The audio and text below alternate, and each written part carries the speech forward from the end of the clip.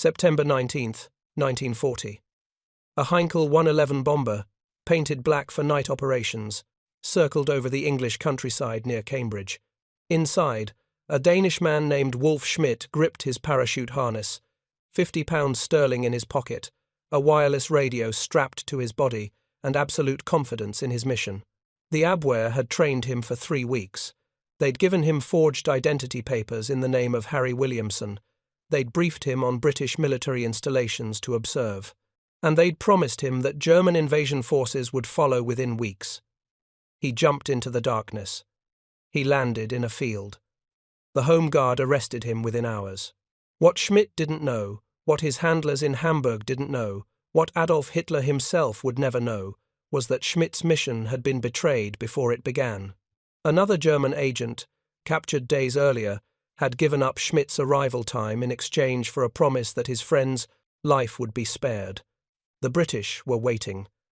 And Schmidt, 29 years old, and suddenly facing execution as a spy, made a choice that would define the next 5 years of his life. He agreed to work for British intelligence. He became Agent Tate. And for the remainder of the war, every message he transmitted to Germany would be written by his enemies. If you're enjoying this deep dive into the story, hit the subscribe button and let us know in the comments from where in the world you are watching from today. Schmidt was the first, but not the last. By the end of 1940, British counterintelligence had captured every German agent sent to Britain. Not most of them. Every single one. Some were arrested at ports, carrying forged papers that British intelligence had already been warned about through decoded German communications. Others, parachuted directly into the arms of waiting officers, their drop zones betrayed by the same decryption operation that was reading German, military traffic. A few walked into police stations themselves, terrified and ready to surrender. The British faced a choice. They could prosecute these spies publicly, hang them as examples, and deter future German intelligence operations. Or they could do something far more ambitious. They could turn them. They could feed false information back to Germany through agents Berlin believed were loyal. They could, if they were careful and clever enough, control what Hitler knew about Britain's defences, capabilities, and intentions. They could run a deception so complete that the enemy would never even suspect it existed. In January 1941, a committee formed to manage this operation. They called themselves the 20 Committee, a name that meant nothing until you saw it written in Roman numerals. 20 in Roman numerals is XX, double cross. The chairman was John Cecil Masterman, an Oxford historian who had spent the previous war in a German internment camp and now found himself running one of the most audacious intelligence operations in history. His task was simple in concept, nearly impossible in execution. Convince the German intelligence service, the Abwehr, that their spy network in Britain was functioning perfectly, while actually controlling every single piece of information it produced. The operation required extraordinary precision. Each double agent had to maintain a consistent personality in their reports. They had to request money and equipment at realistic intervals. They had to occasionally provide true information, carefully selected intelligence that wouldn't compromise actual operations but would build credibility. They had to complain about difficulties, report near misses with British security, and simulate the normal problems of espionage work. The fiction had to be flawless because German intelligence officers in Hamburg and Berlin were reading these reports, analysing them, comparing them with other sources, and briefing them up, the chain of command to Hitler himself. The messages went out in Morse code, tapped out on wireless sets in safe houses across Britain. German operators in Hamburg listened to the familiar rhythms, the distinctive fist of each operator that was as unique as a fingerprint. They had no idea that British intelligence officers had studied recordings of the original agents' transmissions, learning to replicate their sending patterns precisely. Their agents, working diligently in enemy territory, gathering intelligence for the Reich. In Madrid, a 30-year-old Spaniard named Juan Pujol Garcia decided to become a spy. He had watched the Spanish Civil War tear his country apart, seen what fascism meant in practice, and concluded that Hitler had to be stopped. He offered his services to British intelligence, They turned him down. He tried again. They refused again. So Pujol did something extraordinary. He invented himself as a German spy. He contacted the Abwehr, convinced them he could operate in Britain, and began sending them intelligence reports about a country he had never visited. Pujol worked from a public library in Lisbon, studying maps of Britain, reading English magazines, and fabricating reports based on guesswork and imagination. He reported on troop movements he invented. He described military installations he'd never seen. He created a fictional network of sub-agents across Britain. The Abwehr, desperate for intelligence from Britain and impressed by his apparent productivity, paid him and asked for more. British intelligence noticed something odd. In the summer of 1941, they were reading decoded German intelligence reports that referenced an agent in Britain they knew didn't exist. The reports contained errors. Descriptions of British geography that were slightly wrong. Military units that didn't quite match reality. Someone was inventing intelligence about Britain and successfully selling it to the Abwehr. They brought him to Britain, gave him the code name Garbo, and set him up to continue his operation under British control. The fictional spy network he'd invented became real. Real to the Germans, at least. Garbo's imaginary sub-agents acquired personalities, backgrounds, and motivations. There was the Venezuelan student in Glasgow, the Welsh fascist in Swansea, the Portuguese commercial traveller. None of them existed, but German intelligence files treated them as real people, paid them real money, and read their reports with increasing confidence. Hitler began receiving intelligence summaries that included Garbo's reports. The Führer, who trusted few people and suspected betrayal everywhere, praised the quality of the intelligence from Britain. He didn't know he was reading fiction written by British intelligence officers in a London office, transmitted by a Spaniard who had never believed in the Nazi cause for even a moment. By 1943, the double-cross system was feeding Germany a carefully constructed false picture of British military strength. The Germans believed Britain had far more divisions than it actually possessed. They believed in army groups that didn't exist, stationed in locations that made sense for invasions that would never happen.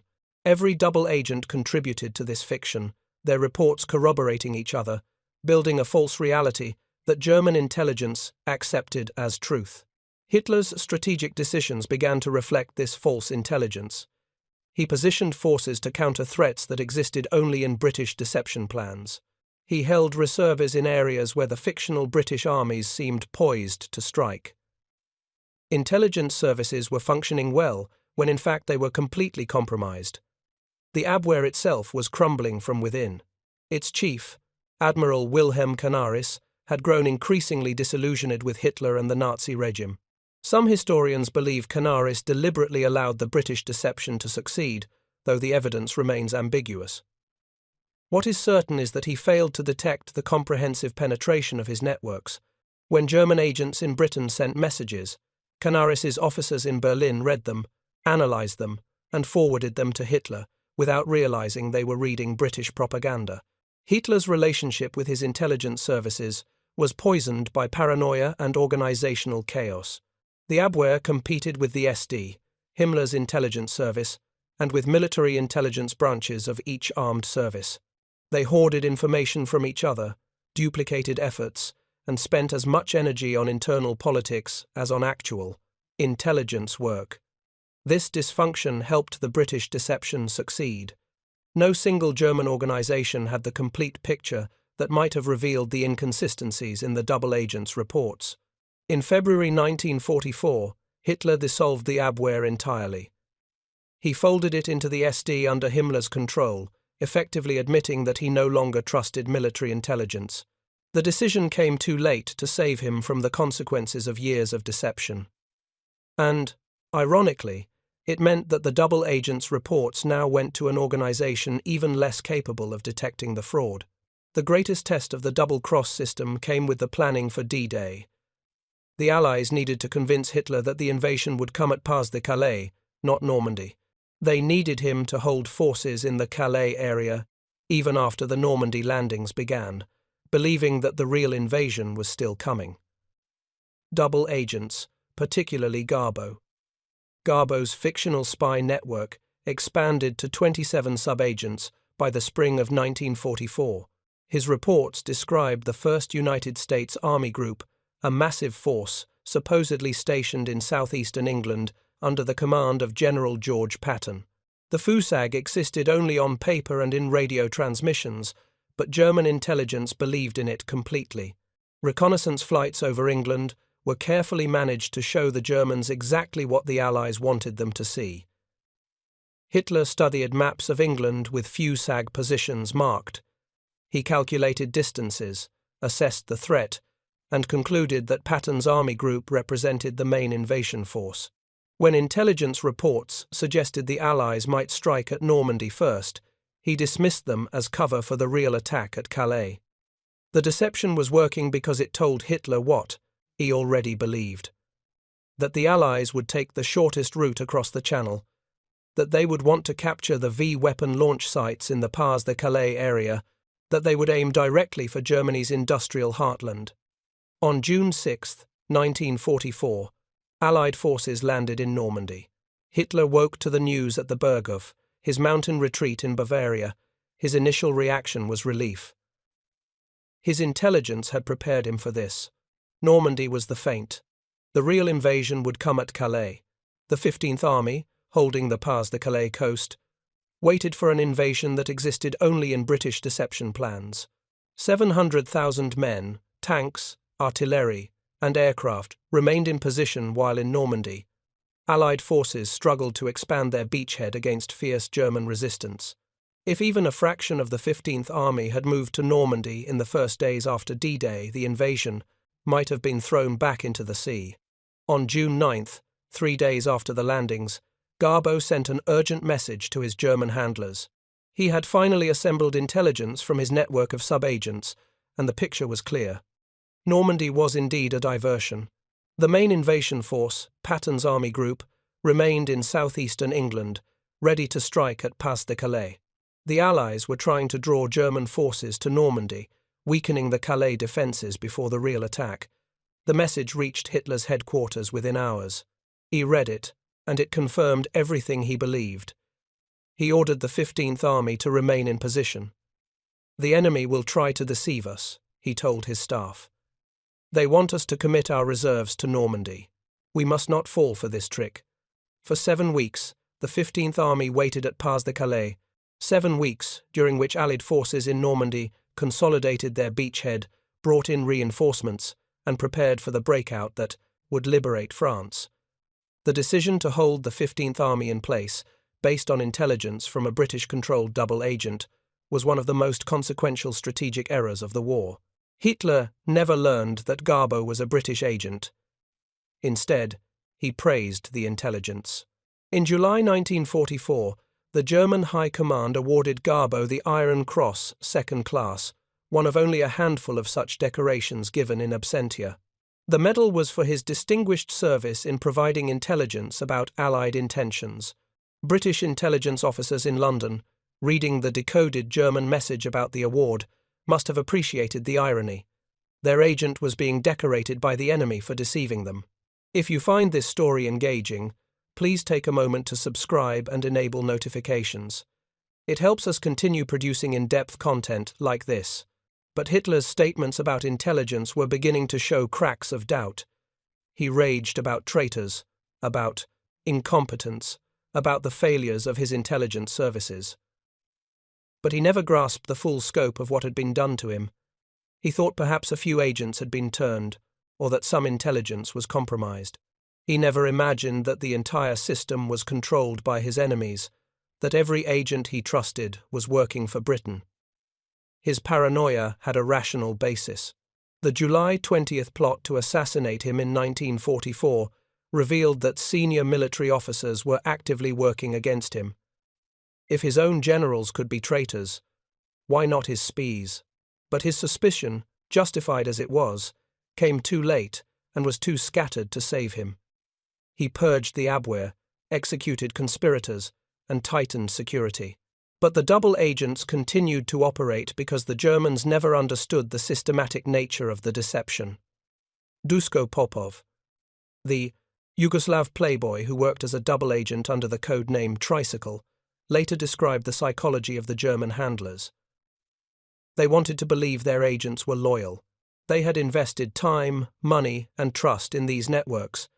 Admitting that the networks were compromised meant admitting their own failure, their own gullibility. So they explained away inconsistencies, rationalized problems, and continued to believe because the alternative was too painful. Hitler's statements in the final year of the war showed a man increasingly disconnected from reality, making decisions based on intuition, ideology, and false intelligence. He moved phantom armies on maps, ordered non-existent divisions to counterattack, and refused to believe reports that contradicted his worldview. The double agents had contributed to this disconnect, but they weren't solely responsible. Hitler had always been prone to believing what he wanted to believe, to dismissing intelligence that challenged his assumptions.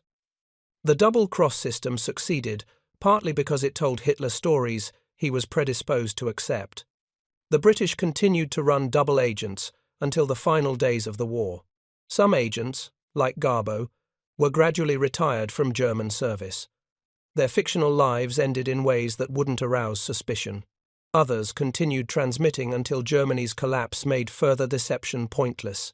The 20 Committee met for the last time in May 1945, its work complete, its success beyond what anyone had imagined when the operation began.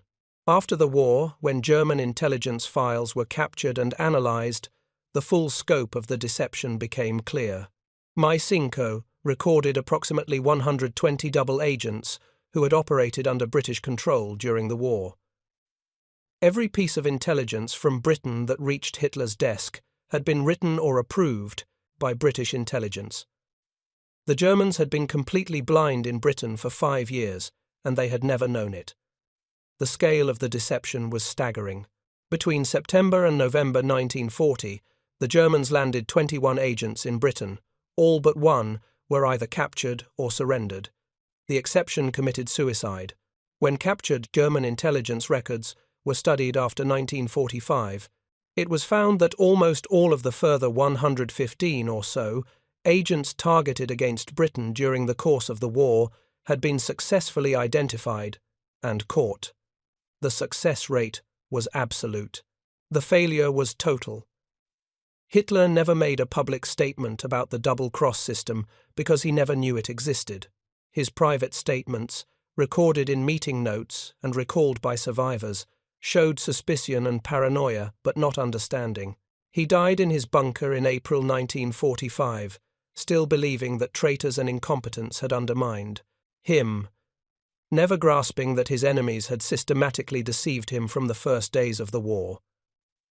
Garbo disappeared after the war, living quietly in Venezuela under a new identity. British intelligence protected him, keeping his survival secret even from the Germans who might have sought revenge. He remained hidden for decades until a British author traced him to Venezuela in 1984. They met in New Orleans on May 20th of that year. Garbo agreed to collaborate on a book about his wartime activities. He was made a member of the Order of the British Empire. The man who had deceived Hitler finally received public recognition for his extraordinary service. Popov returned to his playboy lifestyle, eventually writing a memoir that revealed some of his wartime activities. Wulf Schmidt, Agent Tate, settled in Britain after the war, living under his code name for the rest of his life. He found employment as a photographer at Greville Studios in Watford. By 1945, he had even been registered to vote in the general election. He lived quietly in England until his death in 1992, one of the 7 spies who, according to intelligence historian Nigel West, changed the world. Eddie Chapman, the criminal-turned-spy codenamed Zigzag, returned to crime briefly before going straight and becoming a minor celebrity. His colourful personality and daring exploits made him a subject of fascination in the post-war years. The German intelligence officers who had been deceived faced different reckonings. Some were executed in the purges following the July 20th plot. Others survived the war and spent years trying to understand how they had been so completely fooled. Admiral Canaris was hanged in April 1945, accused of treason, though whether he deliberately allowed the deception or was simply incompetent remained debated for decades. The transcripts of Hitler's military conferences, preserved by stenographers and captured by the Allies, showed how thoroughly the false intelligence had shaped his thinking. He referenced reports from Britain constantly, using them to support his strategic decisions, dismissing contradictory intelligence from other sources. In one conference in July 1944, he explained his decision to hold forces in the Pas-de-Calais area by citing reliable intelligence from England about Allied intentions. That reliable intelligence was fiction written in a British safe house and transmitted by an agent who despised everything Hitler represented. He praised intelligence that was false. He made decisions based on lies. He trusted sources that were controlled by his enemies. His statements about intelligence, about Allied intentions, about the loyalty of his agents, all of it was shaped by a deception. Operation E never detected. The double-cross system worked because it understood Hitler's weaknesses. He distrusted his own officers but trusted his intelligence services. He believed in his own strategic genius, but relied on flawed information to support his decisions. The British gave him intelligence that confirmed his assumptions, reinforced his prejudices, and led him to make catastrophic errors. The final irony was that Hitler's own statements about the importance of intelligence, about the need for accurate information, about the dangers of deception, were all undermined by the fact that he was being systematically deceived as he spoke. He lectured his generals about the need to verify intelligence, to cross-check sources, to be skeptical of enemy deception, while reading reports written by British intelligence officers and believing them completely. If you're enjoying this deep dive into the story, hit the subscribe button and let us know in the comments from where in the world you are watching from today. The mechanics of the deception were remarkably simple in principle, extraordinarily complex in execution. Agent Tate, Wulf Schmidt, operated his radio himself until health issues forced British handlers to take over transmission duties. He lived in a safe house with constant supervision, his every communication checked or dictated by Mycinco. His German handlers believed he was living near Barnet, working on a farm to avoid military service, visiting London on weekends to gather intelligence from loose talk in pubs and clubs. In reality, he was in Radlett with his Mycinco minder, carefully transmitting information designed to mislead and confuse. Tate's reports were obsessively detailed. The Germans seemed particularly anxious about food supplies in England, asking constantly about prices, availability, rationing. Tate provided carefully calibrated answers, true information about minor details, building credibility, false information about major strategic matters, shaping German perceptions. The balance had to be perfect. Too much truth, and he might accidentally compromise actual operations. Too much falsehood, and the Germans might grow suspicious.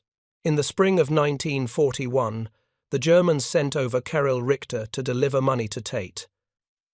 His mission revealed the extent of German trust in Tate, and also German desperation to keep their supposed star agent funded. In July 1941, the Abwehr sent £20,000 to Britain, which Tate received. With this enormous sum, approximately equivalent to £1.25 million in today's money, Tate notionally established himself as a rich man about town in London, with easy access to black market liquor and other luxuries. As such, he could plausibly make friends with military officers and civilian officials and get intelligence from their rumour. Loose talk, or even recruit them as agents. The fiction built upon fiction. Tate's imaginary lifestyle supported his imaginary intelligence network, which produced real deception that shaped actual German strategy. The Germans believed it all. They awarded Tate the Iron Cross, first and second class, making him a naturalized German citizen so he could receive the decoration. The man they honored was transmitting British propaganda from a suburban safe house, under constant supervision, working for the enemy he was supposedly betraying. Tate participated in Operation Bodyguard, the deception covering the invasion of Normandy. He notionally went to work on a farm near Wye, in southeast England, where the fictional 1st United States Army Group was located. Tate provided the Germans with fake schedules for the rail transport of Fusag troops to ports of embarkation for the invasion. His imaginary friend, a Gaby railway clerk in Kent, kept him informed on rail arrangements. This apparent feat was highly regarded in Germany. The intelligence seemed so valuable, so specific, so actionable. It confirmed everything German strategic planning assumed about Allied invasion plans. Tate's last major deception came in early 1945. German submarines running submerged, or with only the snorkel up, could not use normal navigation methods. They had found a way to fix their positions off Southern Ireland, where there was a distinctive conical seamount. Using the depth sounder, a submarine could locate the peak of the seamount, which was a known position. Roger Wynne, head of the U-boat tracking room, suspected this and suggested laying a minefield at that spot. No mina layer was available, so he approached the double-cross team and suggested telling the Germans through a controlled agent that there was a minefield there. Tate was chosen. One of his notional friends was a Royal Navy officer who was a mina-laying expert.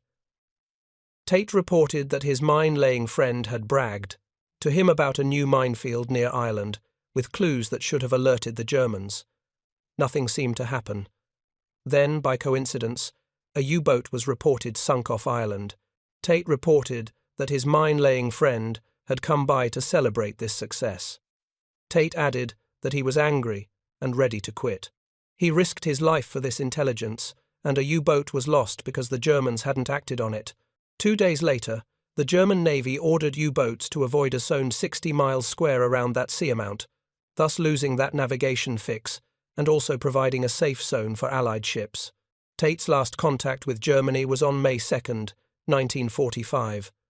5 days before Germany's unconditional surrender, a coded message was sent from the crumbling heart of the Third Reich. The transmission carried thanks for intelligence on Soviet mining operations and inquired about personal effects left in Hamburg years earlier. The German Abwehr were communicating with their Agent 725, codenamed Leonhard. What the Germans celebrated as their finest intelligence triumph had been, for almost the entirety of the war, a masterpiece of Allied counter-espionage. The human cost of the deception operation was minimal for the British, but devastating for the Germans who were executed or imprisoned for suspected treachery. Some German intelligence officers, sensing something was wrong but unable to identify the problem, were punished for failing to detect the deception they couldn't see. Others were executed in the paranoid purges that swept through German intelligence agencies in the final years of the war. Hitler's suspicion of betrayal, entirely justified but misdirected, led him to destroy his own intelligence apparatus, while the actual betrayal continued undetected. The operational security required to maintain the double-cross system was extraordinary. Hundreds of British intelligence officers, radio operators, cryptographers, and support staff knew about the operation. Yet the secret held throughout the war and for decades afterward. The first public acknowledgement came in 1972, when John Masterman published his official report on the 20 committee's activities. Even then, many details remained classified. The full scope of the operation only became clear as more documents were declassified in subsequent decades. The psychological warfare aspect of the double-cross system extended beyond simple military deception. By controlling every German agent in Britain, British intelligence created a complete information vacuum. The Germans had no independent verification of anything happening in Britain. Every report, every observation, every piece of intelligence came from sources controlled by the enemy. It was total information dominance, achieved not through technological superiority, but through patient, methodical counterintelligence work. The deception extended to the smallest details. When German agents requested supplies, the British would arrange drops, then report the successful recovery. When agents reported difficulties, British handlers would craft believable excuses. When the Germans grew suspicious about an agent's silence, British controllers would invent plausible explanations. The fiction was maintained with obsessive attention to detail, creating a reality that existed only in German intelligence files, but seemed entirely real to those reading the reports. The impact on German strategy was profound and measurable. When historians analyzed the effect of the double-cross system after the war, they concluded that it shortened the war by months, perhaps years. The D-Day deception alone, by keeping the 15th Army away from Normandy for 7 crucial weeks, saved thousands of Allied lives and ensured the invasion's success. The broader strategic deception, building false pictures of Allied strength and intentions, caused Hitler to misallocate forces throughout the war. But the deeper impact was psychological. Hitler made decisions in an information environment completely controlled by his enemies. He thought he understood Allied capabilities and intentions. He thought his intelligence services were functioning. He thought he could trust the reports he received. The man who conquered most of Europe, who commanded millions of soldiers, who held the power of life and death over entire nations, was deceived by a committee of British intelligence officers and a handful of turned spies.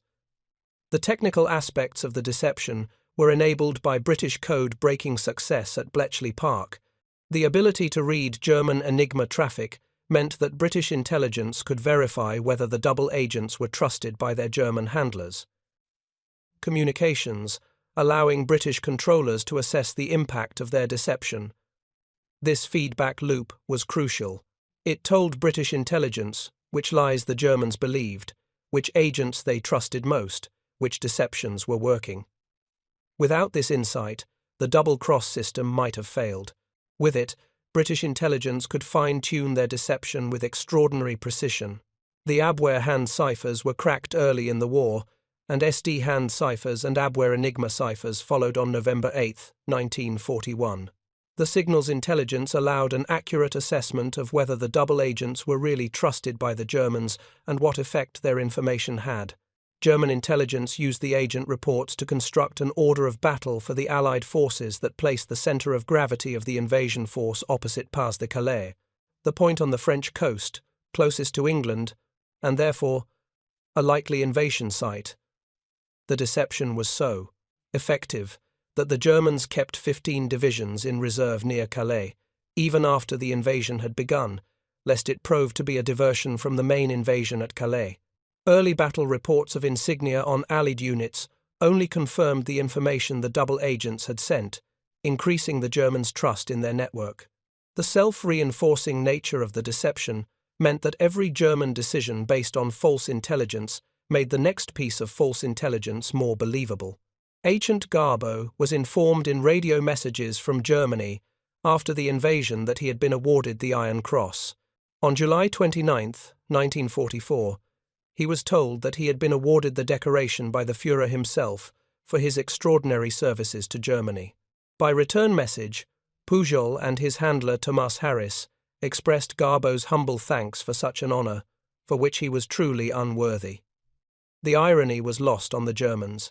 They were thanking an enemy agent for lying to them, decorating him for the successful deception that was costing them the war.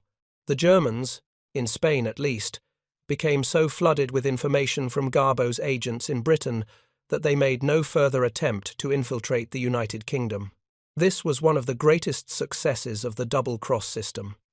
By providing so much apparently valuable intelligence, the double agents convinced German intelligence that they didn't need to send additional spies. The fake network crowded out any possibility of real intelligence gathering. Britain became a black hole for German intelligence, a place where they thought they had complete coverage, but actually had none. A post-war examination of German records found that during Operation Fortitude, no fewer than 62 of Pujol's reports were included in OKW intelligence summaries.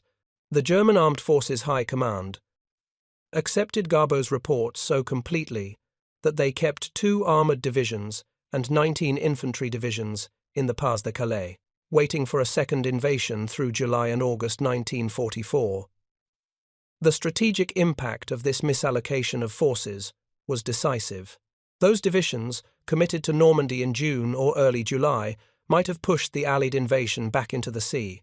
Held in place by false intelligence, they waited for an invasion that would never come while the real battle was lost.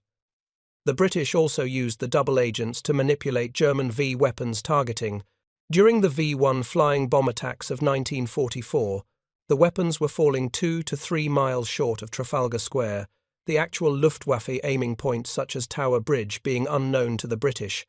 Duncan Sandys was told to get Misinko-controlled German agents such as Zigzag and Tate to report the V-1 impacts back to Germany. To make the Germans aim short, the British used these double agents to exaggerate the number of V-1s falling in the north and west of London, and to underreport those falling in the south and east. Around June 22nd, only one of 7 impacts was reported south of the Thames, when 3/4 of the V-1s had fallen there. Although the Germans plotted a sample of V-1s which had radio transmitters showing that they had fallen short, the telemetry was ignored in favour of the agents' reports. When the Germans received a false double-cross V, one report that there was considerable damage in Southampton, which had not been a target, the V-1s were temporarily aimed at the south coast ports. The deception saved lives by causing the V-weapons to fall in less populated areas, though innocent people still died from the misaimed weapons. The double agents also contributed to deceptions beyond Britain. Some agents were notionally travelling, allowing them to report on Allied activities in North Africa, the Mediterranean, and elsewhere. The fictional travels of fictional sub-agents created a web of deception that extended across multiple theatres of war. British intelligence used the double-cross system not just to protect Britain, but to support Allied operations worldwide. The institutional factors that enabled the double-cross success were as important as the individual agents. The 20 Committee met weekly, coordinating the activities of all double agents to ensure consistency. Every message had to be approved by the committee. Every piece of information had to fit into the larger deception plan. The bureaucratic oversight, which might have stifled initiative in other contexts, here ensured that the deception remained coherent and believable. The committee included representatives from multiple British intelligence and military organisations. Misinko ran the agents. Misace provided intelligence about German intelligence services. The military services provided information about what intelligence could be safely released and what needed to be protected. The code breakers at Bletchley Park provided feedback about German reactions. The coordination was unprecedented and essential. Without it, the double agents might have contradicted each other, arousing German suspicion. The Germans, by contrast, suffered from organizational dysfunction. The Abwehr competed with the SD. Military intelligence competed with both. Hitler's leadership style encouraged competition between organizations rather than cooperation. Intelligence was hoarded rather than shared. Different organizations pursued their own agendas rather than coordinating efforts. This dysfunction made the German intelligence community vulnerable to deception. No single organization had the complete picture that might have revealed the fraud. When historians later analyzed the impact of the double-cross system, they identified several factors that enabled its success. First, British code-breaking provided crucial feedback about German reactions. Second, British domestic security meant that German intelligence couldn't verify agent reports through independent sources. Third, German organizational dysfunction prevented effective analysis of agent intelligence. Fourth, the quality of German agents sent to Britain was poor, making them easy to capture and turn. Fifth, Hitler's tendency to believe intelligence that confirmed his preconceptions made him vulnerable to strategic deception. But perhaps the most important factor was the sheer audacity of the operation. The British didn't just try to turn a few German agents. They turned all of them. They didn't just feed Germany some false information. They controlled the entire intelligence picture. The scale of ambition matched the scale of success. It was one of the most complete intelligence victories in military history. What Hitler said when Britain turned 120 German spies against him was nothing, because he never knew it had happened. He praised the intelligence. He made decisions based on it. He awarded medals to agents who were betraying him. He died believing that incompetence and betrayal had undermined his intelligence services. never understanding that the betrayal was total, systematic, and successful beyond his enemy's wildest hopes. His words, preserved in transcripts and memoirs, stand as testimony to one of the most successful deception operations in history. A deception so complete that its victim never even knew he was being deceived. The double-cross system represented the triumph of patient, methodical intelligence work over military might. It showed that information dominance could be as decisive as battlefield victories. And it demonstrated that in total war, perception could matter as much as reality. The legacy of the double-cross system extended far beyond World War II. The techniques developed by the 20 Committee influenced post-war intelligence operations. The concept of systematically turning enemy agents, of using controlled information channels to shape enemy perceptions, became standard practice in Cold War intelligence work. The organizational structures and coordination mechanisms pioneered by British intelligence during the war became models for intelligence cooperation in subsequent conflicts. But the immediate legacy was simpler and more profound. The double-cross system helped win the war. By deceiving Hitler about Allied intentions and capabilities, by manipulating German strategy through controlled intelligence channels, by keeping German forces away from Normandy at the crucial moment, the double agents saved thousands of lives and shortened the war. The 120 spies who were turned, the officers who ran them, the committee that coordinated them, all contributed to victory in a way that was invisible at the time but decisive in retrospect.